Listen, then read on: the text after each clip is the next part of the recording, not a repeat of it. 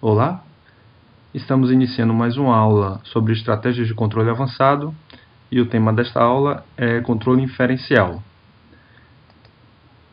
Nesta aula nós abordaremos a introdução sobre o tema, traremos um exemplo de inferência determinística, trataremos sobre filtro de Kalman. Dentro de filtro de Kalman nós apresentaremos um exemplo, apresentaremos as vantagens e desvantagens e as referências sobre essa aula. Em processos onde há dificuldades quanto à medição da variável controlada, seja devido ao tempo necessário para se medir, muito grande comparado com a dinâmica do processo, ou seja devido a restrições econômicas, quando o custo para a implantação de um sistema de medição seja proibitivo, surge a necessidade de se inferir o valor dessas variáveis a partir de outras variáveis que pode ser medida mais facilmente. Surge então a ideia dos sensores virtuais, que justamente baseados ou em modelos determinísticos, que compreendem as relações físicas entre as grandezas, ou modelos estocásticos, em que, baseado nos dados de medição, se conclui a influência de uma variável na variável de interesse. Quando é possível descrever um modelo que relaciona a variável controlada, mas que não pode ser medida, representado pelo y', e uma outra variável do processo, aqui chamada z, em função de um distúrbio não medido e da variável manipulada, aqui tratada como m, se pode construir um modelo que relaciona todas essas variáveis. Então, nosso objetivo seria construir as relações em que eu possa expressar a variável controlada em função das variáveis medidas, ou seja, a variável manipulada e essa outra variável do processo. Escrevendo na forma de equação a variável controlada, que em função da variável manipulada e do distúrbio, e a segunda variável do processo em função dessas duas entradas, nós podemos isolar na segunda equação a expressão do distúrbio, que substituindo na primeira equação da variável controlada, nós temos aqui ela apenas em função das variáveis medidas, né? Do m, a variável manipulada, e o z, a segunda variável de processo, que organizando, nós chegamos a essas duas funções de transferência, né? Se arrumadas apropriadamente. Com isso, nós já podemos inferir a variável controlada com base nas duas variáveis medidas. E agora, com a variável controlada inferida do processo, nós podemos calcular o erro, comparando com o setpoint, e com isso determinar a ação de controle, que irá modificar a variável manipulada e levando a variável controlada até o ponto desejado. Bom, essa é a forma da inferência determinística, né, que nós apresentamos.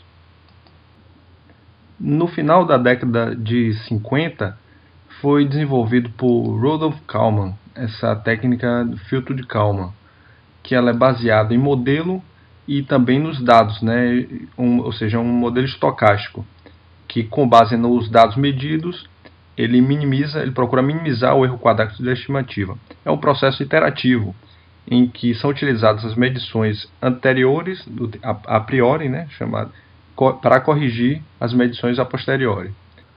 Os filtros de Kalman são baseados em sistemas dinâmicos lineares discretizados no domínio do tempo. Então, nós temos aqui a representação no modelo de espaço de estados, aqui no tempo discreto.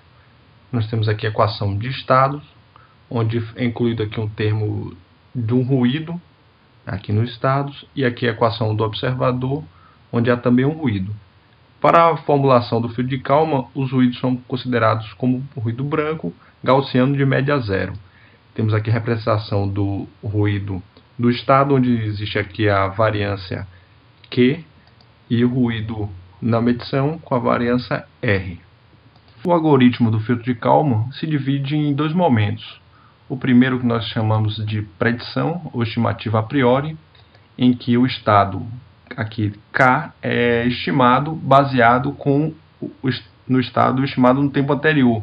Aqui o K-1 no tempo K-1. E é feita também a estimativa aqui de P, que é a matriz de covariância. Aqui. E no segundo momento nós temos aqui a atualização ou estimativa a posteriori, onde é calculado aqui o K, que é o ganho ótimo de Kalman, e é feita a correção aqui do valor estimado a priori. Temos aqui a estimativa a priori, que é esse valor, que é corrigido, ponderado aqui pelo ganho ótimo de Kalman. Esse valor ele é corrigido de forma a minimizar o erro entre o valor medido e o valor estimado e minimizar também a variância desse valor. E aqui também é recalculada a matriz, o P, né, a matriz de covariância.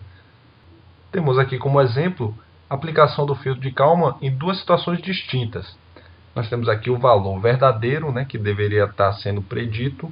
O primeiro caso, aqui em vermelho, é o filtro de Kalman sem a correção da predição. Ou seja, sem aquele segundo termo que nós vimos na equação anterior, em que ele corrige a medição.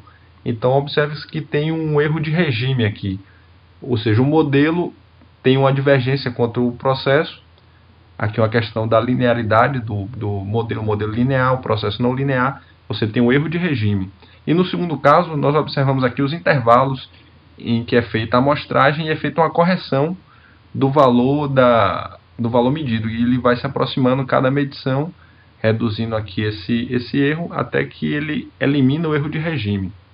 Então essa aqui é a atuação do filtro de Kalman com a medição, a correção da medição, e sem essa correção.